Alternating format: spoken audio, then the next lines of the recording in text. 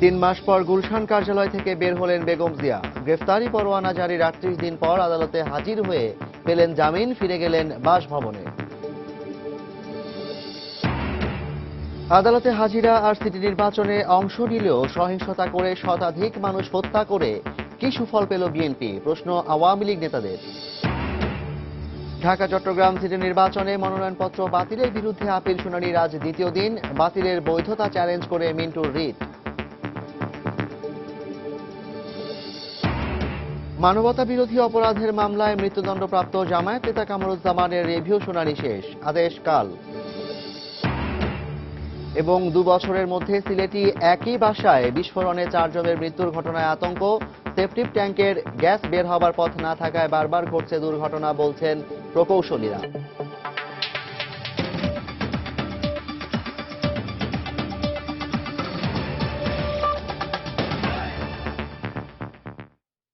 সময় সংবাদের সঙ্গে আছি আমি জাফর সাদিক। জিয়া অরফানেজ ও জিয়া চ্যারিটেবল ট্রাস্ট দুর্নীতি মামলায় গ্রেফতারি পরোয়ানা জারির 38 দিন পর আদালত থেকে জামিন পেলেন বেগম খালেদা জিয়া। রাজধানীর বকশীবাজারে স্থাপিত অস্থায়ী বিশেষ জজ আদালতে পৌঁছানোর আগেই জামিন আবেদন করেন তার আইনজীবীরা। পরে বেগম জিয়ার উপস্থিতিতে জামিন মঞ্জুর এবং আগামী 5 মে মামলার সাক্ষ্য গ্রহণের পরবর্তী তারিখ নির্ধারণ করেন বিচারক। সালাউদ্দিন সুমনের রিপোর্ট। গ্রেপ্তারি পরোয়ানা মাথায় নিয়ে জিয়া অরফানেজ ট্রাস্ট ও জিয়া চ্যারিটেবল ট্রাস্ট দুর্নীতি মামলার শুনানিতে অংশ নিতে রোববার সকাল 10:30টার পরপর বকশীবাজারে স্থাপিত অস্থায়ী বিশেষ জজ আদালতে আসেন বিএনপি চেয়ারপারসন বেগম খালেদা জিয়া। তার পক্ষের আইনজীবীদের সঙ্গে নিয়ে আদালতের এজলাসে প্রবেশ করেন তিনি। এদিনের কার্যক্রমের শুরুতেই জামিনের জন্য আবেদন করেন বেগম জিয়ার আইনজীবীরা। উভয় পক্ষের শুনানি শেষে জামিন মঞ্জুর করেন আদালত। পাশাপাশি 5 মে মামলার পরবর্তী শুনানির দিন ঠিক করেন। দিনের কার্যক্রম শেষে বেলা 12টার কিছু আগে আইনজীবীদের সাথে আদালত থেকে বেরিয়ে আসেন বেগম জিয়া। নিরাপত্তা প্রহরায় গাড়ি বহর নিয়ে আদালত প্রাঙ্গণ ত্যাগ করেন তিনি। এরপর গণমাধ্যমের মুখোমুখি হন আইনজীবীরা। আমরা ফ্রেশ নতুন জামিন চেয়েছি, আদালত আমাদেরকে শুনেছেন এবং দুদককে শুনেছেন, দুপক্ষকে শুনে জামিন মঞ্জুর করেছেন। আদালত এটাও বলেছেন যে দেখেন, মামলাটাকে পরিচালনা করার জন্যই আমরা গ্রেপ্তারি পরোয়ানা দিয়েছিলাম। মাননীয় আদালত বলেছিলেন যে তাকে জেলখানায় নিয়ে বা জেলখানা পাঠানোর জন্যই গ্রেপ্তারি পরোয়ানা দেওয়া হয়েছে, এই ধারণা ঠিক নয়। বেগম জিয়ার বয়স ও মর্যাদা বিবেচনায় দুদকের আইনজীবীরাও জামিনের পক্ষে আদালতে মতামত দিয়েছেন বলে দাবি করেন। আমরা বলেছি যে তিনি যদি আগামী তারিখে উপস্থিত হন এবং মামলায় সুষ্ঠুভাবে পরিচালনায় তিনি সাহায্য করেন এবং মামলার কাজে প্রতিবন্ধকতা সৃষ্টি করবেন না, এই সমস্ত কারণে তিনি যদি অ্যাসিওর করতে আমাদের মাননীয় আদালতকে যদি বলতে পারেন, তাহলে আমরা বলেছি যে মাননীয় আদালত তার জামিনের আবেদনটি বিবেচনা করতে পারেন। এই মামলায় দুদকের পক্ষ থেকে উপস্থাপন করা নথিপত্রের সত্যায়িত কপি আদালতের কাছে চেয়েছেন বেগম জিয়ার আইনজীবীরা। দুদক তাদের চার্জশিটে যেসব কাগজপত্র করে দিয়েছে, কথা বলেছে, আদালত যেটা আইন অনুযায়ী আমাদের দরখাস্তটা হয়েছে, আদালত আমার দরখাস্তটা মঞ্জুর করেছে। দুদককে বলেছে অতি তাড়াতাড়ি এই ডকুমেন্টগুলো আমাদের দেওয়ার জন্য। এ দুটি মামলায় এ পর্যন্ত 64 কার্যদিবসে এ নিয়ে মোট 8 বার আদালতে হাজির হলেন বিএনপি চেয়ারপারসন বেগম খালেদা জিয়া। সালাউদ্দিন সুমন, সময় সংবাদ, ঢাকা। এর আগে নিশ্চিদ্র নিরাপত্তার মধ্য দিয়ে 92 দিন পর গুলশানের রাজনৈতিক কার্যালয় থেকে বের হন বিএনপি চেয়ারপারসন বেগম খালেদা জিয়া। আদালতে হাজিরা শেষে ফিরে যান গুলশানের বাসভবনে। পুলিশ কর্মকর্তারা বলছেন, বিএনপি চেয়ারপারসনের নিরাপত্তার জন্য সর্বোচ্চ সতর্ক অবস্থায় ছিলেন তারা। খান মোহাম্মদ রুমেলের রিপোর্ট। 3রা জানুয়ারি থেকে টানা 92 দিন গুলশানের রাজনৈতিক কার্যালয়ে অবস্থান করছিলেন বেগম খালেদা জিয়া। এখান থেকে দিয়েছেন আন্দোলনের নির্দেশনা। গুলশানের কার্যালয়ে থাকা অবস্থায় 26শে ফেব্রুয়ারি দুর্নীতির 2 মামলায় গ্রেপ্তারি পরোয়ানা জারি হলেও পরবর্তী শুনানির তারিখ 4 মার্চ নিরাপত্তা সহ 4 কারণ দেখে কার্যালয় থেকে বের হননি বেগম জিয়া। 3 মাস পর দুর্নীতির 2 মামলায় হাজিরা দিতে রোববার কার্যালয় থেকে বের হবেন তিনি। এমন খবরে সকাল থেকেই গুলশানের 86 নম্বর রোডের এই বাড়িটি ঘিরে গণমাধ্যম কর্মীদের ভিড়। কার্যালয়ের ভেতরে বাইরে অন্যরকম চাঞ্চল্য। অবশেষে সকাল 10টার কিছু আগে গুলশানের রাজনৈতিক কার্যালয় থেকে বের হয়ে আদালতের দিকে যাত্রা শুরু করেন বিএনপি চেয়ারপারসন বেগম খালেদা জিয়া।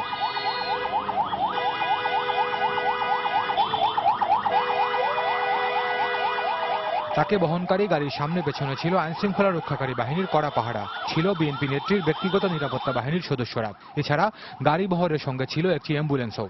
এ সময় বেগম জিয়ার আসার পথে নিয়ন্ত্রণ করা হয় যান চলাচল। এদিকে কয়েক স্তরের নিরাপত্তা ব্যবস্থা ছিল বকশীবাজার অস্থায়ী আদালতের আশপাশের এলাকায়। বেগম জিয়া আসার আগে আগে আরও জোরদার করা হয় এই ব্যবস্থা। র্যাব পুলিশের সঙ্গে সাদা পোশাকে মোতায়েন ছিল বিভিন্ন গোয়েন্দা সংস্থার সদস্যরা। পুলিশ কর্মকর্তারা বলেন, বেগম জিয়ার নিরাপত্তার জন্য তার কাছের নেতা, ব্যক্তিগত কর্মকর্তা এবং আইনজীবী ছাড়া আর কাউকে আদালত এলাকায় প্রবেশ করতে দেননি তারা। উনি এসেছেন, ওনার সাথে ওনার অ্যাডভোকেট বা অল্প কিছু নেতাকর্মী এসেছিলেন, এবং তারা শান্তিপূর্ণভাবেই চলে গেছেন। আর আশেপাশে দু একজন হয়তো হুল্লার একটু করতে পারে, বাট আইন শৃঙ্খলার অবনতিজনিত কিছু ঘটে না এখানে। শুনানি শেষে একই ধরনের নিরাপত্তা দিয়ে বেগম জিয়াকে পৌঁছে দেওয়া হয় তার গুলশানের বাসভবনে। 92 দিন গুলশানের রাজনৈতিক কার্যালয়ে অবস্থানের পর নিজ বাসভবনে ফিরে গেলেন বিএনপি চেয়ারপারসন বেগম খালেদা জিয়া। খান মোহাম্মদ রুমেল, সময় সংবাদ, ঢাকা। 3 মাস পর নয়াপল্টন বিএনপি কার্যালয়ে ফিরে এসেছে প্রাণচঞ্চলতা। সকাল থেকে কার্যালয়ে আসতে শুরু করেছেন বিএনপির নেতাকর্মীরা। তবে কার্যালয়ের বাইরে আগের মতোই রয়েছে আইনশৃঙ্খলা বাহিনীর কড়া নিরাপত্তা। শনিবার সন্ধ্যায় বিএনপি সহ দপ্তর সম্পাদক আসাদুল করিম শাহীন কয়েকজন নেতাকর্মী সহ গেটের তালা কেটে কার্যালয়ে প্রবেশ করেন। এরপর রোববার সকাল 9টা থেকে কার্যালয়ে আসতে শুরু করেন নেতাকর্মীরা। সকাল 10টায় বিএনপি সহ দপ্তর সম্পাদক আসাদুল করিম শাহীন কার্যালয়ে প্রবেশের পর সেখানে উপস্থিত হন জাতীয়তাবাদী মহিলা দল সহ বিএনপির বিভিন্ন অঙ্গ সংগঠনের নেতাকর্মীরা। গত 3রা জানুয়ারি থেকে তালাবদ্ধ ছিল কার্যালয়টি। পরিস্থিতি যতটা স্বাভাবিক মনে হচ্ছে আসলে অতটা স্বাভাবিক না, এবং সরকারের আন্তরিকতা নিয়েও আমরা সন্দিহান। অফিসের যে স্বাভাবিক কর্মপরিবেশ বজায় রাখার জন্য তো আমার দলের মহাসচিবকে দরকার, আমার দপ্তর সম্পাদককে দরকার, অনেক নীতিগত সিদ্ধান্ত আছে, এখানে ফাইন্যান্সিয়াল ব্যাপার আছে। ব্যাংকে যে মহাসচিবের সই লাগবে সেটা কি করবে? এটাকে আমি করতে পারবো? সুতরাং এটা তো কিছুতেই স্বাভাবিক পরিবেশ না। নেতাকর্মীরা যে এখন আসতে পারছেন, এখন দেখছেন, বিকেলে আসতে পারবেন কিনা সে ধরনের তো কোনো নিশ্চয়তা নাই। হরতাল অবরোধের নামে বিএনপি চেয়ারপারসন বেগম খালেদা জিয়া গত 3 মাস ধরে জনগণের সঙ্গে খেলেছেন বলে মন্তব্য করেছেন বাণিজ্য মন্ত্রী তোফায়েল আহমেদ। তিনি আরো বলেন, বেগম জিয়া দেশব্যাপী যে জ্বালাও পোড়াও নাশকতা করেছেন এর জন্য তাকে জনগণের কাছে কৈফিয়ত দিতে হবে। দুপুরে সচিবালয়ে সাংবাদিকদের সঙ্গে কথা বলেন তিনি। বাসের হেল্পার, গাড়ির ড্রাইভার, নিরীহ নিরপরাধ যারা মানুষ রাস্তা দিয়ে হেঁটেছে, অনেককে হত্যা করেছে।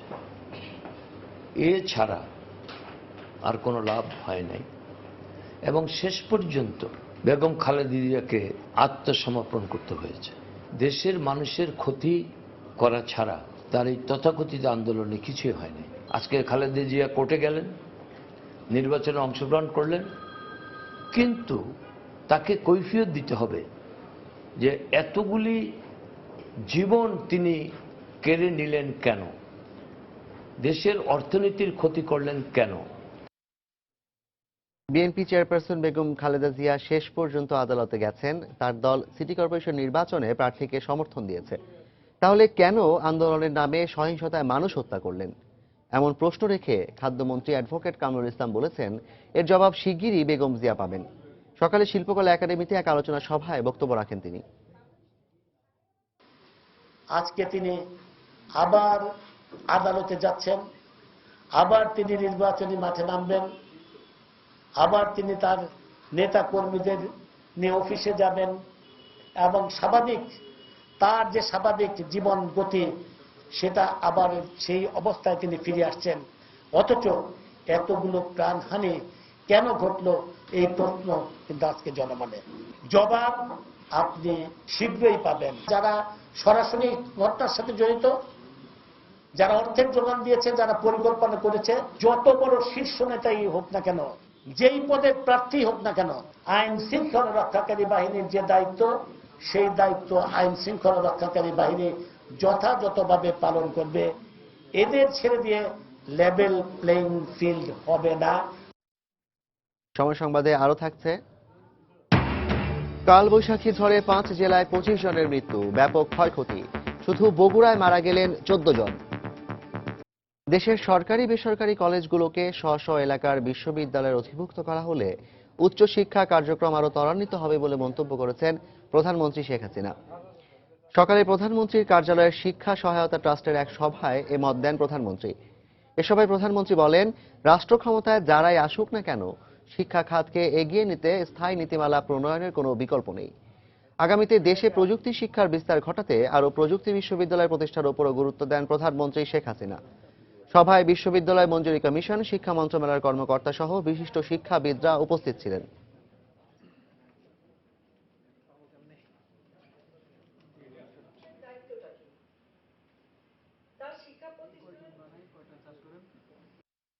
আমাদের যে সরকারি কলেজগুলি আছে, আমাদের ওই অঞ্চল ভিত্তিক যে ইউনিভার্সিটি, সেই ইউনিভার্সিটির সাথে যদি অ্যাফিলিয়েটেড থাকে আর ইউনিভার্সিটি ক্যাম্পাসে খুব বেশি ছাত্রী না বাড়িয়ে এখানে কলেজ করে দিয়ে কলেজকে অ্যাফিলিয়েটেড করে সেখান থেকে ডিগ্রিটা এখান থেকে পাবে, কিন্তু বিভিন্ন কলেজে তারা পড়াশোনা করবে, এই ব্যবস্থাটা করা বোধহয় খুব দরকার। আর আমাদের ন্যাশনাল ইউনিভার্সিটি আছে, প্রাইভেট স্কুলও তো অনেক বেশি, কারণ একটা জায়গায় বেশি চাপ দিলে সেখানে কিন্তু আসলে ভালো রেজাল্ট পাওয়া যাবে না। ইউনিভার্সিটি ক্যাম্পাসকে খুব বেশি এমনি এত বেশি জনসমাগম আমাদের হয়ে গেছে, এটা না করে আমরা যদি এরকম ভাগে ভাগে কলেজ করে করে আলাদা করে দিতে পারি, তাহলে পরিবেশটা, শিক্ষার পরিবেশটা আমাদের উন্নত হবে। অবরোধ হরতালের নামে যানবাহনে অগ্নিসংযোগ, জ্বালাও পোড়াও এবং পেট্রোল বোমা মেরে মানুষ হত্যার প্রতিবাদে রাজধানীর মানিক মে এভিনিউ থেকে গণপদযাত্রা শুরু হয়েছে শ্রমিক, কর্মচারী, পেশাজীবী মুক্তিযোদ্ধা সমন্বয় পরিষদের নিয়ে। সেখানে আছেন আমাদের রিপোর্টার ইজাদ শ্রমিক, আমরা সরাসরি চলে যাচ্ছি সেখানে। হ্যালো কামাল ভাই, নেমে আসেন, নেমে আসেন, নেমে আসেন, এমনি হবে না, নেমে আসেন, নেমে আসেন, এমনি হবে না, এমনি হবে না, নেমে আসেন, নেমে আসেন, যান যান যান যান, আগান আগান আগান আগান আগান আগান যান।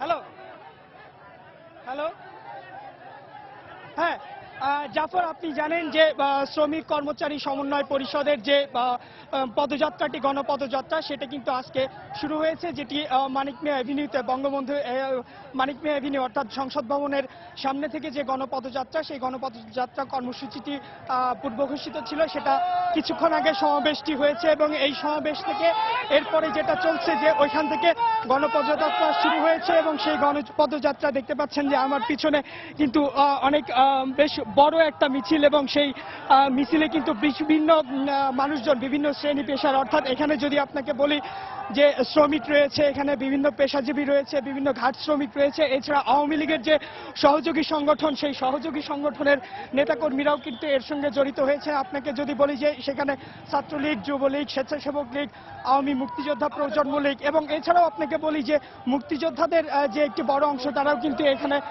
কিন্তু এই পদযাত্রাতে অংশ নিয়েছে। এবং আপনি দেখতে পাচ্ছেন যে আমার পিছনে প্রচুর সংখ্যক মানুষ কিন্তু তারা এই পদযাত্রায় অংশ নিয়েছে। এবং আপনাকে আরো বলি যে এই যে মানিক মে অ্যাভিনিউ থেকে যে গণপদযাত্রাটি, সেই পদযাত্রাটি সরোয়ার্দী উদ্যানে শিখা চিরন্তনীতে যে শেষ হবে, এবং এই গণপদযাত্রা কর্মসূচির সেই জায়গাটায় এই শ্রমিক, কর্মচারী, পেশাজীবী সমন্বয় ঐক্য পরিষদের যে সমন্বয়ক নৌপরিবহন মন্ত্রী শাহজাহান খান, তিনি কিন্তু ওইখানে যে এই গণপদযাত্রা কর্মসূচি শেষ করবেন। জাফর, একই সঙ্গে আপনাকে বলে রাখি যে এই যে গণপদযাত্রা যে কর্মসূচি, সেই কর্মসূচির পূর্বে কিন্তু একটা সংক্ষিপ্ত সমাবেশ হয়েছে, এবং সেই সংক্ষিপ্ত সমাবেশের সমন্বয়ক নৌপরিবহন মন্ত্রী শাহজাহান খান, তিনি কয়েকটি কর্মসূচি দিয়েছেন। সেই কর্মসূচি যদি আপনাকে জানিয়ে রাখি যে আগামী 30 এপ্রিল বৃহস্পতিবার বিকেল 4টায় শাহবাগে মহান মে দিবস উপলক্ষে কিন্তু একটা জনসমাবেশ অনুষ্ঠিত হবে, এবং সেই জনসমাবেশে বিভিন্ন শ্রমিক, কর্মচারী এবং সাধারণ জনগণ থেকে শুরু করে অনেকে অংশগ্রহণ করবেন। এছাড়া আপনাকে আরো বলে রাখি যে এই যে আগামী মে এবং জুন মাসে দেশব্যাপী এই সারা দেশে পালিত হবে জনতার অভিযাত্রা নামে একটি কর্মসূচি, এবং সেই জনতার অভিযাত্রা কর্মসূচির শুরুটা অর্থাৎ প্রথম দিনটা কিন্তু 9 এবং 10ই মে সিলেটেও কিন্তু সেই কর্মসূচিটি অনুষ্ঠিত হবে, এবং পর্যায়ক্রমে অন্যান্য জায়গায় অনুষ্ঠিত হবে। জাফর, আপনাকে একই সঙ্গে আরো বলে রাখি যে আগামী 10 জুন ধিক্কার কর্মসূচি পালিত হবে, যেটি সারা দেশে কিন্তু এই কর্মসূচিটি পালন করা হবে। এবং জাফর, আপনাকে আরেকটি বিষয় বলে রাখি যে আগামী 30 জুন আদমজিতে একটি শ্রমিক সমাবেশ অনুষ্ঠিত হবে। মূলত এই যে গণপদযাত্রা কর্মসূচি যেটা আমার পিছনে দেখতে পাচ্ছেন, এই গণপদযাত্রা কর্মসূচির পূর্বে যে সমাবেশটি হয় সেই সমাবেশগুলোতে কিন্তু এই কর্মসূচিগুলো ঘোষণা করা হয় এবং এই গণপদযাত্রা এখন একটু সামনে জ্যাম রয়েছে, সেই জ্যামের কারণে আটকে আছে এবং এরপরে এটা সরোয়ার্দী উদ্যানে যে শিখা চিরন্তনীতে যে শেষ হবে। তো জাফর, এই ছিল দেখতে পাচ্ছেন যে আমার সামনে যে গণপদযাত্রা কর্মসূচি সাময়িক বিরতি অর্থাৎ জ্যামের কারণে আটকে থাকার কারণে কিন্তু এখানে প্রচুর সংখ্যক মানুষ তারা যে এই কর্মসূচি অর্থাৎ 5ই মে, আপনি জানেন যে 5ই যে জানুয়ারি, সেই জানুয়ারির পর থেকে কিন্তু যে সারা দেশে যে হরতাল অবরোধ এবং এর নামে যে নৈরাজ্য বা সহিংসতা চলেছিল, সেই সহিংসতার প্রতিবাদে কিন্তু আজকের এই গণপদযাত্রা কর্মসূচি এবং এখান থেকে তারা মূলত একটি দাবি জানাচ্ছেন সরকারের কাছে যে আগামীতে যাতে খালেদা জিয়াকে গ্রেফতার করা হয়, অর্থাৎ এই সহিংসতায় যে সকল মানুষজন নিহত হয়েছেন এর হত্যাকারী হিসেবে বিএনপি চেয়ারপারসন বেগম খালেদা জিয়াকে গ্রেফতারের দাবিও জানাচ্ছেন তারা। তো জাফর, এই ছিল আমার কাছে গণপদযাত্রা কর্মসূচি থেকে। দর্শক, অবরোধ হরতালের প্রতিবাদে শ্রমিক কর্মচারী পেশাজীবী মুক্তিযোদ্ধা সমন্বয় পরিষদের গণপদযাত্রার খবর জানাচ্ছিলেন reporter Ijaz Shoumik. Dhaka city corporation নির্বাচনের মনোনয়ন বাতিলের বিরুদ্ধে আপিল আবেদন শুনানির দ্বিতীয় দিন চলছে। রাজধানীর সেগুনবাগিচায় ঢাকা বিভাগীয় কমিশনারের কার্যালয়ে সকাল 9:30টায় শুরু হয় শুনানি, চলবে রাত 9টা পর্যন্ত। আজ আপিল শুনানি শেষে উত্তরের নাইম হাসান এবং দক্ষিণের বাবুল সরকার চাখারীর মেয়র প্রার্থিতা বাতিলের সিদ্ধান্ত বহাল রেখেছে বিভাগীয় কমিশনারের কার্যালয়। এছাড়া কাউন্সিলর ও সাধারণ কাউন্সিলর পদের 44 জনের প্রার্থিতা বাতিলের বিরুদ্ধে আপিল শুনানি চলছে। আপিল শুনানি চলবে আগামী 7 এপ্রিল পর্যন্ত।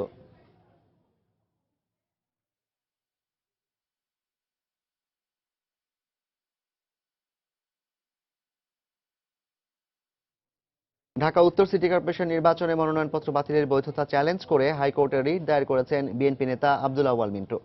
দুপুরে তার আইনজীবী ব্যারিস্টার মাহবুব উদ্দিন খোকন উচ্চ আদালতে এ রিটটি দায়ের করেন। সোমবার বিচারপতি ফারাহ মাহবুব চৌধুরীর নেতৃত্বে 2 সদস্যের হাইকোর্টের বেঞ্চ এ বিষয়ে শুনানি অনুষ্ঠিত হবে। আগামী ঢাকা উত্তর সিটি কর্পোরেশন নির্বাচনে মেয়র পদের জন্য মনোনয়নপত্র নিলেও মনোনয়ন পদের সমর্থনকারী ভোটার না হওয়ায় মনোনয়নপত্র বাতিল করেন নির্বাচন কমিশন। পরে কমিশনের এমন আদেশের বিরুদ্ধে মিন্টু আপিল করলে গত শনিবার নির্বাচন কমিশনের বাতিলের সিদ্ধান্ত বহাল রাখে বিভাগীয় কমিশন।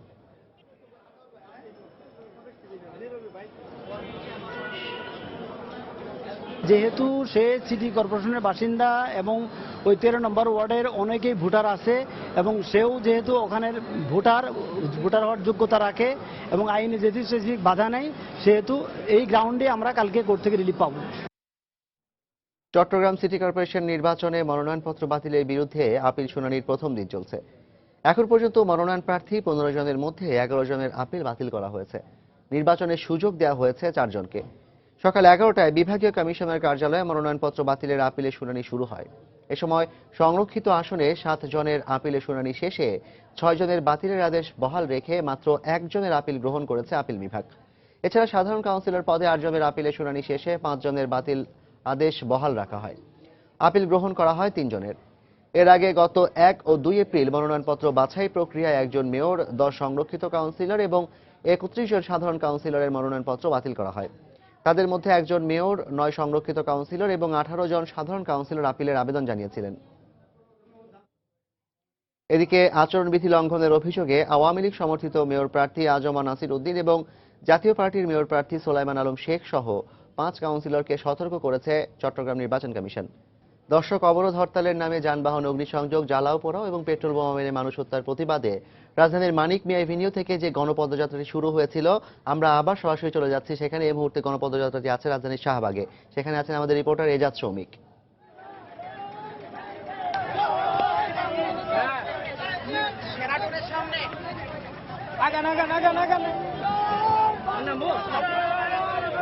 হ্যাঁ জাফর, আপনি জানেন যে এই যে গণপদযাত্রা যে কর্মসূচিটি সেটি কিন্তু আজ দুপুরে বিকেল থেকে অর্থাৎ 3টা থেকে কিন্তু মানিক মিয়া এভিনিউ থেকে শুরু হয়েছে এবং এই মানিক মিয়া এভিনিউর থেকে বিকেল 4টার সময় শুরু হয়েছে। এই মুহূর্তে গণপদযাত্রা কর্মসূচি, যেটি আমার পিছনে দেখতে পাচ্ছেন, যে পিছনে খুব বড় একটি মিছিল, সেই মিছিল থেকে কিন্তু সামনে রয়েছে পুলিশ এবং পুলিশি প্রহরায় কিন্তু এই গণপদযাত্রা কর্মসূচি সরোয়ার্দী উদ্যানে যে সরোয়ার্দী উদ্যানের শিখা চিরন্তনীতে যে শেষ হবে। এবং এই মুহূর্তে দেখতে পাচ্ছেন যে পিছনে পুলিশ সহ কিন্তু সেই প্রোটেকশনে কিন্তু চলে যাচ্ছে। এর আগে আপনাকে বলে রাখি যে এই যে গণপদযাত্রা কর্মসূচি, এই কর্মসূচির পূর্বে কিন্তু মানিক মিয়া এভিনিউতে একটি সমাবেশ হয়েছে। সেই সমাবেশ থেকে বিভিন্ন ধরনের কর্মসূচি ঘোষণা করা হয়েছে, যেটি কিছুক্ষণ আগে আপনাকে বলেছি, যেটি কিছুক্ষণ আগে আপনাকে জানিয়েছি, যেখান থেকে কয়েকটি কর্মসূচি ঘোষণা করা হয়েছে। এবং সেই কর্মসূচির মধ্যে রয়েছে আগামী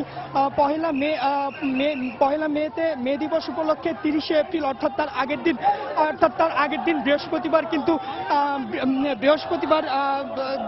শ্রমিক কর্মচারী মুক্তিযোদ্ধা সহ সকল শ্রেণী পেশারদের সমন্বয়ে একটি মত বিনিময় সভা হবে। এবং একই সঙ্গে আপনাকে বলে রাখি যে এই 30শে এপ্রিলে কিন্তু একটি জনসভা অনুষ্ঠিত হবে শাহবাগে। এবং আপনাকে বলে রাখি যে মে এবং জুন মাসে দেশব্যাপী এই যে হরতাল অবরোধের নামে যে সহিংসতা চলেছে সারা দেশে, এর প্রতিবাদে মে এবং জুন মাসে জনতার অভিযাত্রা নামে একটি কর্মসূচি পালিত হবে। এবং সেই কর্মসূচির প্রথম পর্যায়ে আগামী 9 এবং 10 মে সিলেটে জনতার অভিযাত্রা শুরু হবে। এবং আগামী 10ই জুন কিন্তু ধিক্কার দিবস পালিত হবে, যেটা নৌ পরিবহন মন্ত্রী এবং শাহজাহান খান ঘোষণা করেছেন। এছাড়া আগামী 30শে জুন আদমজি জুট মিলে শ্রমিকদের একটি শ্রমিক সমাবেশ অনুষ্ঠিত হবে। এই কর্মসূচিগুলো কিন্তু আজকে ঘোষণা করা হয়েছে। এবং জাফর, আপনি জানেন যে এই যে গণপদযাত্রা যে কর্মসূচিটা, দর্শক, রাজধানীর মানিক মিয়া এভিনিউ থেকে যে গণপদযাত্রা শুরু হয়েছিল সেটি এখন রাজধানীর সোহরাওয়ার্দী উদ্যানের দিকে যাচ্ছে। তো রাজধানীর শাহবাগ পয়েন্ট থেকে গণপদযাত্রার সর্বশেষ খবর জানাচ্ছিলেন আমাদের রিপোর্টার ইজাদ শৌমিক। চলে যাচ্ছি পরের খবরে। চলতি অর্থ বছরে রাজনৈতিক কর্মসূচির প্রভাবে সংশোধিত লক্ষ্যমাত্রার চেয়ে প্রবৃদ্ধি 0.5% কম হবে এবং সার্বিক প্রবৃদ্ধি 6%-এর আশেপাশে থাকবে। সকালে ব্র্যাকেন সেন্টারে বেসরকারি গবেষণা প্রতিষ্ঠান সিপিডি 2015-16 জাতীয় বাজেট বিষয়ে প্রতিবেদনে এ তথ্য তুলে ধরা হয়। এ সময় প্রতিষ্ঠানটির ফেলো ডক্টর দেবপ্রিয় ভট্টাচার্য বলেন, রাজনৈতিক অস্থিরতার কারণে ব্যক্তি খাতে বিনিয়োগও ত্বরান্বিত হচ্ছে না। চলতি বাজেটের প্রথমার্ধে দেশের রাজনৈতিক পরিস্থিতি স্থিতিশীল থাকায় অর্থনীতিতে ছিল চাঙা ভাব। জাতীয় নির্বাচন পূর্ববর্তী রাজনৈতিক অস্থিরতার ক্ষতি পুষিয়ে উঠতে না উঠতেই অর্থ বছরের দ্বিতীয়ার্ধে রাজনৈতিক দলগুলোর রোশানলে পড়ে অর্থনীতি। তাই আবারও ক্ষতির পরিসংখ্যান হিসাব করতে থাকে অর্থনীতির সাথে সংশ্লিষ্ট সংগঠনগুলো। সিপিডির প্রকাশিত এক প্রতিবেদনে উঠে এসেছে, গত কয়েক মাসে পোশাক, প্লাস্টিক, আবাসন ও পর্যটন সহ 11টি খাতের ক্ষতির পরিমাণ দাঁড়িয়েছে 4,880 কোটি টাকা। জিডিপি প্রবৃদ্ধি এবছর অনুমিত যেভাবে প্রাক্কলন হয়েছে 6.5% যদি হয়, তাহলে সেইটা কি বিবেচনায় নিয়ে আমরা যেটি দেখেছি যে ক্ষতিটি হতে পারে 0.55%, অর্থাৎ সেই হিসেবে এটি সার্বিক জিডিপি প্রবৃদ্ধি হয়তো 6%-এর কাছাকাছি থাকবে। সেটি হয়তো এই অর্থনৈতিক রাজনৈতিক অস্থিরতাজনিত কারণে। সিপিডি বলছে, চলতি বাজেটে রাজস্ব আদায় স্বাভাবিক থাকবে, তবে অনুদর রাজনৈতিক পরিবেশ ও পরিস্থিতিতে ব্যাংকিং খাত, স্থানীয় সরকার উন্নয়ন, এডিপির সঠিক বাস্তবায়ন, গ্যাস বিদ্যুতের দাম, ভর্তুকি ব্যবস্থাপনায় সমস্যার সৃষ্টি হচ্ছে। এ অবস্থায় সামগ্রিক সংস্কার প্রক্রিয়া জরুরি বলে মত সংগঠনটির। বাংলাদেশের এই মুহূর্তে মূল কাঠামোগত সমস্যা হলো যে আমরা ব্যক্তি খাতে বিনিয়োগকে তেজি করতে পারছি না। বাজার ভিত্তিক উদার অর্থনীতি গড়ে তুলতে হয়, তাহলে উদার রাজনীতি তার অত্যন্ত অত্যাবশ্যক বৈশিষ্ট্য হিসেবে থাকতে হবে। আগামী বাজেটে কর্মসংস্থানের খুব বেশি সুযোগ সৃষ্টি হবে না বলে মনে করছে সিপিডি। তাই আগামী বাজেট বিনিয়োগ ও উৎপাদন বৃদ্ধির বাজেট হওয়া উচিত বলে পরামর্শ তাদের। সানবীর রূপল, সময় সংবাদ, ঢাকা। মৌসুমের শুরুতেই কালবৈশাখী ঝড়ে লণ্ডভণ্ড হয়ে গেছে রাজধানী সহ দেশের বেশ কয়েকটি জেলা। গতকাল ঝড়ের কবলে পড়ে সারা দেশে মারা গেছেন 25 জন। ঝড়ের তাণ্ডবে কাঁচা ও আধা পাকা সহ 1000-এর বেশি বাড়িঘর ও দোকানপাট বিধ্বস্ত হয়েছে। ক্ষতিগ্রস্ত হয়েছে ফসলি জমি। ঝড়ের পর থেকে দেশের বিভিন্ন এলাকা বিদ্যুৎ বিচ্ছিন্ন হয়ে পড়ে। ব্যুরোর প্রতিবেদক এবং জেলা প্রতিনিধিদের পাঠানো তথ্য ছবি নিয়ে ডেস্ক রিপোর্ট। শনিবার সন্ধ্যায় কালবৈশাখী ঝড়ে লণ্ডভণ্ড হয়ে গেছে বগুড়া জেলার বিভিন্ন এলাকা। বগুড়া সদর, শাহজাহানপুর, সারিয়াকান্দি, গাবতলী এবং ধুনট উপজেলায় এ পর্যন্ত মারা গেছেন 14 জন। এদের মধ্যে এক শিশুও রয়েছে। ক্ষতিগ্রস্ত হয়েছে ফসলের ক্ষেত, ছিঁড়ে গেছে বিদ্যুতের লাইন। এদিকে ঢাকা রংপুর মহাসড়কের বিভিন্ন স্থানে গাছপালা উপড়ে পড়ায় বেশ কিছুক্ষণ বিচ্ছিন্ন থাকে সড়ক যোগাযোগ। এছাড়া ঝড়ের পর থেকে প্রায় 24 ঘন্টা জেলার 12টি উপজেলায় বিদ্যুৎ সংযোগ বিচ্ছিন্ন থাকে। বগুড়াতে 33 কেভি যে ফিডারগুলো আছে, এই ঝড়ের জন্য কিছু পোল ভেঙে গেছে, পোল ভাঙার জন্য সবই বন্ধ আছে। বিভিন্ন জায়গায় গাছপালা উপড়ে পড়েছে এবং বিশেষ কাঁচা ঘর বাড়ি যেগুলো আছে তার একটা বড় অংশ বিধ্বস্ত হয়ে গেছে। রাজশাহীতে ঝড়ের কবলে পড়ে প্রাণ হারিয়েছেন 5 জন। ক্ষতিগ্রস্ত হয়েছে বাড়িঘর, রাস্তার আশপাশের অসংখ্য দোকানপাট। জেলার বিভিন্ন উপজেলায় কালবৈশাখীর আঘাতে আম, লিচু বাগান সহ পানের বরজের ব্যাপক ক্ষতি হয়। নগরীর বিভিন্ন স্থানের বৈদ্যুতিক খুঁটি উপড়ে যাওয়ায় বিচ্ছিন্ন হয়ে পড়ে বিদ্যুৎ সংযোগ। পাবনায় গাছের নিচে পড়ে মারা গেছেন এক চা বিক্রেতা। ক্ষতিগ্রস্ত হয়েছে ক্ষেতের ফসল, আম ও লিচুর বাগান। এছাড়া বৈদ্যুতিক লাইনেরও ব্যাপক ক্ষতি হয়েছে। 50টি গাছ ভেঙে গেছে এই ঝড়ে, কাল উদ্যোগ ঝড়ে ভেঙে অনেক ক্ষয়ক্ষতি হয়ে গেছে। খুব আশা ছিল যে মনে হয় কিছু টাকা হয়তো ধরবো, কিন্তু সে আশা হইল না। শনিবারের ঝড়ে কুমিল্লার আকবপুর ইউনিয়নের বালিঘর হুজুরিশা উচ্চ বিদ্যালয়টি সম্পূর্ণ বিধ্বস্ত হয়ে গেছে। এছাড়া ব্যাপক ক্ষতি হয়েছে ফসলি জমির। এদিকে জামালপুরের ইসলামপুরে যমুনা নদীতে ঝড়ের কবলে পড়ে নৌকা ডুবে মারা গেছেন একজন। শিলাবৃষ্টিতে ঘরবাড়ি এবং গাছপালার ব্যাপক ক্ষয়ক্ষতি হয়েছে। এছাড়া বজ্রপাত, দেয়াল ধস এবং গাছ চাপা পড়ে নাটোর এবং নওগাঁয় বেশ কয়েকজন মারা গেছেন। এসব জেলার বিভিন্ন এলাকায় ঘরবাড়ি, গাছপালা এবং ফসলি জমির ব্যাপক ক্ষতি হয়েছে। ফাহমিদা মটুসি, সময় সংবাদ। সিলেট নগরীর মীরের ময়দান এলাকায় একটি বাসার বাথরুমে বিস্ফোরণে দগ্ধ হয়ে মারা গেছে মা মেয়ে। 2 বছরের মধ্যে একই বাড়িতে 4 জন অগ্নিদগ্ধ হয়ে মারা যাওয়ার ঘটনায় এলাকায় আতঙ্ক সৃষ্টি হয়েছে। প্রকৌশলীরা বলছেন, সেপটিক ট্যাঙ্কের মিথেন গ্যাস বের হবার কোনো পথ না থাকায় এই ঘটনা ঘটেছে। জেলার শেরপুরে রোববার বাদ আসর নিহত মা মেয়ের জানাজা শেষে পারিবারিক গোরস্থানে দাফন করা হয়। দিগেন সিংহের তোলা ছবিতে বিস্তারিত জানাচ্ছেন ইকরামুল কবির। এলাকাবাসী জানান, শুক্রবার রাত 11:30টার দিকে নগরীর মীরের ময়দান এলাকার অর্ণব 6 নম্বর বাসায় বিদ্যুৎ না থাকায় মোমবাতি নিয়ে ওই বাসার মেয়ে জাহিদা সুলতানা বাথরুমে যান। বাথরুমের কমোডের ঢাকনা খোলার সাথে সাথে প্রচন্ড শব্দে বিস্ফোরণ ঘটে এবং আগুন লেগে যায়। মেয়েকে বাঁচাতে মা মনোয়ারা বেগম ও ছোট ভাই ছুটে এলে তাদের শরীরেও আগুন লেগে যায়।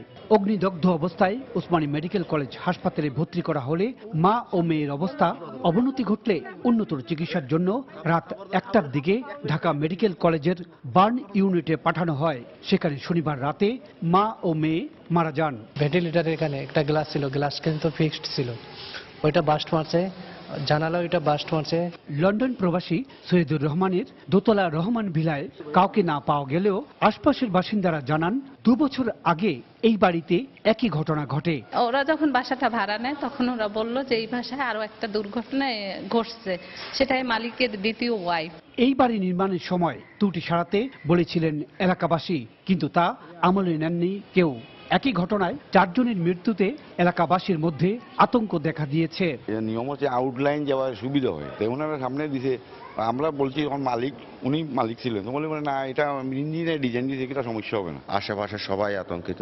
আমাদের কথা হলো যে ফায়ার ব্রিগেড, প্রশাসন এটা ভালো করে তদন্ত করুক। সিটি কর্পোরেশনের এই প্রকৌশলী জানান, বাড়ির সেপটিক ট্যাঙ্কের মিথেন গ্যাস বের হবার সবগুলো পথ ছিল সিল করা, ফলে গ্যাস জমে এই দুর্ঘটনা ঘটে। সেপটিক ট্যাঙ্কের মধ্যে ভেন্টিলেশন পাইপ দিয়ে এই বায়ুটাকে আমরা উপরের দিকে ছেড়ে দেওয়া হয়।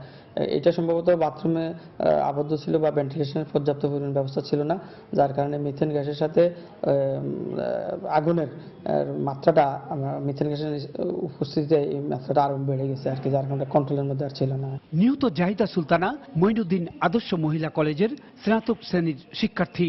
5 ভাই 2 বোনের মধ্যে তিনি ছিলেন ষষ্ঠ। ইকরামুল কবির, সময় সংবাদ, সিলেট। মানবতা বিরোধী অপরাধের মামলায় মৃত্যুদণ্ডপ্রাপ্ত জামায়াত নেতা কামারুজ্জামানের রিভিউ আবেদনের শুনানি শেষ হয়েছে।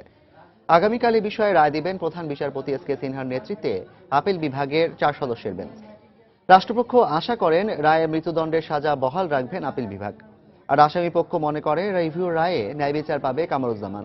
আফজাল হোসেনের রিপোর্ট।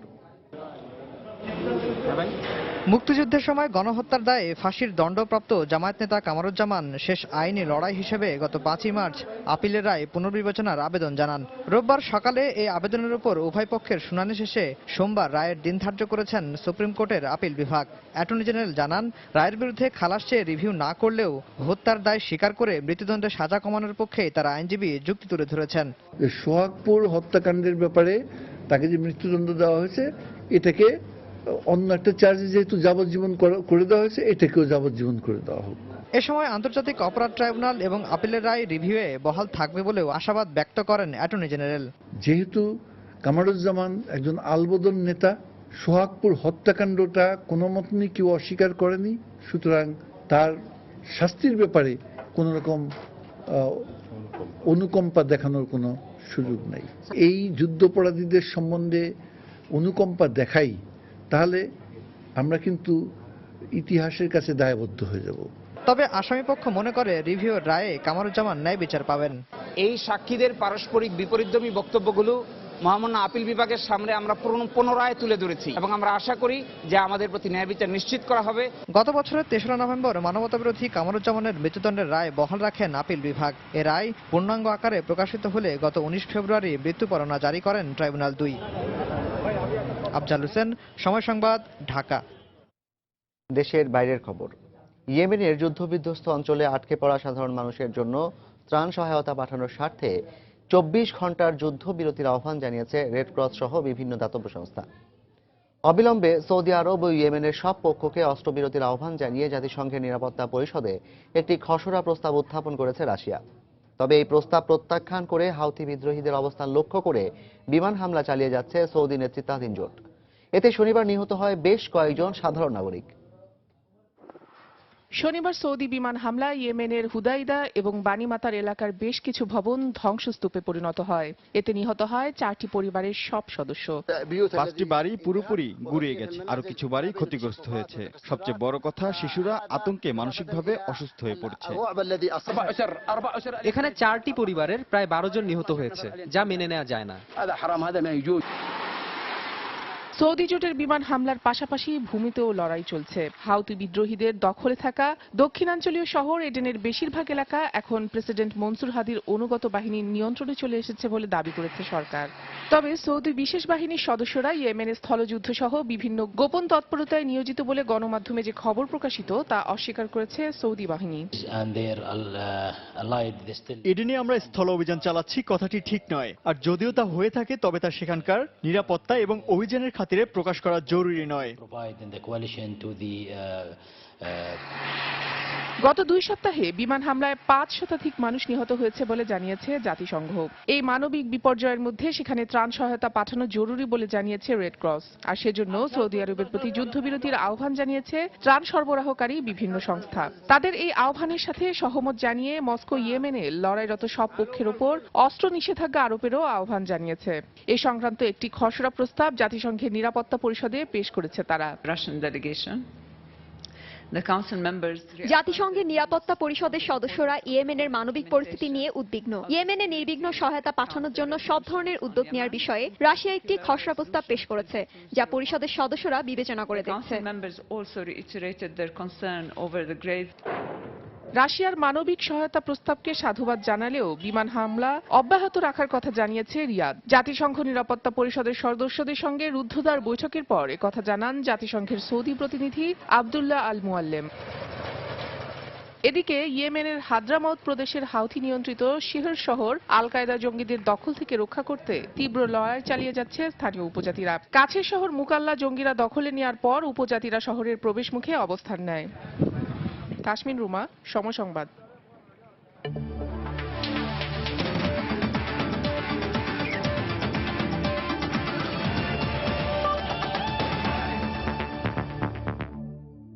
আইপিএলের অষ্টম আসরে খেলতে আর কোনো বাধা রইল না সুনীল নারায়ণের।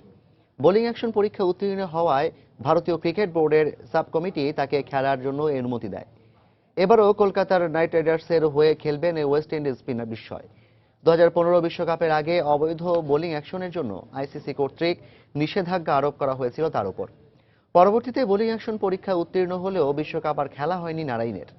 তবে আইপিএলে খেলার আগে বৃহস্পতিবার সাবেক ভারতীয় পেসার জাভাগাল শ্রীনাথের প্যানেলের অধীনে শ্রী রামচন্দ্র বিশ্ববিদ্যালয়ে বিভিন্নভাবে বোলিং অ্যাকশন পরীক্ষা দেন সুনীল, যাতে ভালোভাবে উত্তীর্ণ হন তিনি। বিশ্বকাপে দেশের হয়ে সর্বোচ্চ উইকেট শিকার করলেও মাঠে দলের জন্য আরও কিছু দেওয়ার ছিল বলে মন্তব্য করেছেন টাইগারদের তরুণ পেসার তাসকিন আহমেদ। তবে বিশ্ব আসরে দল হিসেবে বাংলাদেশ প্রত্যাশা অনুযায়ী খেলেছে বলে মনে করেন তিনি। বিশ্বসেরা সব পেস বোলারদের কাছ থেকে দেখে অনেক নতুন কিছু শিখেছেন বলেও দাবি করেন তাসকিন। তাসকিন আহমেদ এবারের বিশ্বকাপ ক্রিকেটে সবচেয়ে কম বয়সী খেলোয়াড় হিসেবে খেলেছেন বাংলাদেশ দলের জার্সি গায়ে। বল হাতে প্রতিপক্ষকে ঘায়েল করে বিশ্ব ক্রিকেটে নতুন স্টার হিসেবে নিজের আগমনী বার্তা দিয়েছেন অন্য দেশগুলোর কাছে। লাল সবুজের জার্সি গায়ে দেশের হয়ে সর্বোচ্চ 9 উইকেট তুলে নিয়েছেন ক্রিকেটের সবচেয়ে বড় আসর থেকে। তাসকিনের কেমন কেটেছে স্বপ্নের প্রথম বিশ্বকাপ? বিশ্বকাপ সবারই স্বপ্ন, আল্লাহর রহমতে এটা অনেক বড় অ্যাচিভমেন্ট আমার জন্য, স্পেশালি যে জীবনের প্রথম ওয়ার্ল্ড কাপে কোয়ার্টার ফাইনাল খেলতে পেরেছি। বাংলাদেশ টিমের হয়ে হাইয়েস্ট উইকেট টেকার হলেও আমি আসলে নিজে থেকে পুরোপুরি এখনো স্যাটিসফাই না, এবং আমি এটা বিশ্বাস করি আমি আরো ক্যাপাবল। আমরা সবসময় বিলিভ করেছি আমরা ভালো করতে পারবো, আর সেটাও আমরা করেছি। ব্যাটসম্যানদের সাজঘরে ফিরিয়ে ক্রিকেট মাঠে আনন্দ উৎসবে মেতে ওঠে বোলাররা, যা পরিচিত দৃশ্য। তবে অস্ট্রেলিয়া নিউজিল্যান্ডের মাঠে তাসকিন মাশরাফির সাথে তা উদযাপন করেছিলেন ভিন্নভাবে। কাকতালীয় না, আউটটা করার পর দুজন যখন সামনাসামনি হয়েছি দেখা গিয়েছে যে এক্সাইটমেন্টে আমরা ওই সেলিব্রেশনটা করেছি, আবার সেকেন্ড টাইম করে পরেও গিয়েছি। ঠিক আছে, তো দুইজনই পরে যাওয়াতে ওটা আরেকটা সেলিব্রেশন হয়ে গিয়েছে। স্কুল কলেজ সহ জীবনে হাজার বার গেয়েছেন দেশের জাতীয় সঙ্গীত। তবে বিশ্বকাপের মঞ্চে দেশের পতাকা নিয়ে জাতীয় সঙ্গীত গাওয়াটা অনেক আবেগের ছিল বলে জানান ডানহাতি পেসার তাসকিন। জানালেন বিশ্বকাপে নিজের ও দলের সেরা মুহূর্তের কথাও। সব থেকে বেস্ট মোমেন্ট ছিল ইংল্যান্ডের সাথে ম্যাচ জেতার পর আমরা যে সবাই মিলে একত্রিত হয়ে আমরা করব জয় এই গানটি গিয়েছিলাম ড্রেসিং রুমে। এটা অন্যরকম একটা স্মৃতি হয়ে থাকবে আমার কাছে। বাংলাদেশ জাতীয় দলের হয়ে জাতীয় সঙ্গীত যতবারই গিয়েছি ততবারই শরীরের পশম দাঁড়িয়ে গিয়েছে। ওয়ার্ল্ড কাপের ফার্স্ট ম্যাচের দিন তো চোখ থেকেই পানি পড়ে গিয়েছিল আমার। বিশ্বকাপের মঞ্চ থেকে অর্জন করা অভিজ্ঞতা সামনের সিরিজগুলোতে দলের জন্য ইতিবাচক ভূমিকা রাখবে বলে মনে করেন ঢাকার ছেলে তাসকিন আহমেদ। সামনে আরো ভালো কিছু হবে। মাহমুদ রাকিব, সময় সংবাদ, ঢাকা। এ পর্যায়ের শীর্ষ সংবাদগুলো জানিয়ে দিচ্ছি আরেকবার। 3 মাস পর গুলশান কার্যালয় থেকে বের হলেন বেগম জিয়া। গ্রেফতারি পরোয়ানা জারির 38 দিন পর আদালতে হাজির হয়ে পেলেন জামিন, ফিরে গেলেন বাসভবনে। আদালতে হাজিরা আর সিটি নির্বাচনে অংশ নিলেও সহিংসতা করে শতাধিক মানুষ হত্যা করে কি সুফল পেল বিএনপি? প্রশ্ন আওয়ামী লীগ নেতাদের। বিমানকে আন্তর্জাতিক মানে আনতে সেবা বাড়ানোর তাগিদ প্রধানমন্ত্রীর। অভ্যন্তরীণ রুটে আরও 2টি উড়োজাহাজ উদ্বোধন। ঢাকা চট্টগ্রাম সিটি নির্বাচনে মনোনয়নপত্র বাতিলের বিরুদ্ধে আপিল শুনানির আজ দ্বিতীয় দিন। বাতিলের বৈধতা চ্যালেঞ্জ করে মিন্টুর রিট।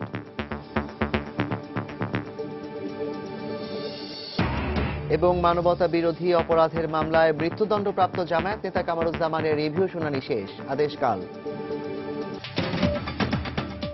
এই ছিল এখনকার মতো। যে কোনো খবর পেতে ভিজিট করুন সময়নিউজ.tv। যে কোনো বাংলা লিংক, রবি ও সিডিসেল নম্বর থেকে সময় সংবাদের খবর অনুষ্ঠান সম্পর্কে জানতে এবং যে কোনো তথ্য সময় সংবাদকে জানাতে ডায়াল করুন 16242 নম্বরে। এছাড়া এইমাত্র পাওয়া খবর আপনার মোবাইলে পেতে SMS করুন *BN লিখে পাঠিয়ে দিন 16242 নম্বরে। আর সঙ্গে থাকুন সময়ের।